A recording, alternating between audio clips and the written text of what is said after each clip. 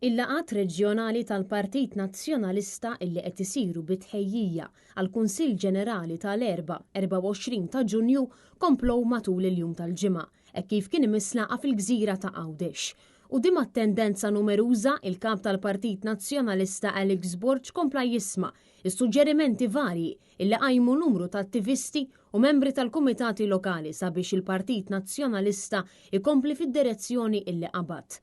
Fl-Assembleja li nfetħet propju mill-President tal-Kunsill Ġenerali Mark Antony Sammut tqajmu numru ta' punti fosthom kif il-Partit Nazzjonalista jista' jkun aktar organizzat. Dan fil-waqt li Mark Antony Sammut irringrazzjaw lil kap tal-Partit Nazzjonalista Alex Borg tal-kampanja pożittiva illi mexxa u tal-entużjażmu li rnexxielu jġib f'qasir żmien, b'mod speċjali f'Għawdex bir-riżultat illi kiseb.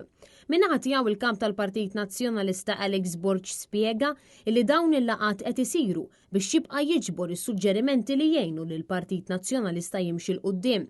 Preżenti għal din il-laqa kien hemm fost l-oħrajn il-Viċi Kap tal-Partit Nazzjonalista Alex Perici Kalaxxone, is-Segretarju Ġenerali tal-Partit Nazzjonalista Charles Bonello flimkien mas-Segretarju Eżekuttiv Organizzattiv Stefan Karwana u anka it-Teżorir Veronika Perici Kalaxxone. Kien hemm ukoll preżenti d-deputati eletti Beppe Gallia, Frank Antony Tabone u Norma Camilleri, flimkien mal-kandidat li kkontesta l-elezzjoni f'isem il-Partit Nazzjonalista Luke Said.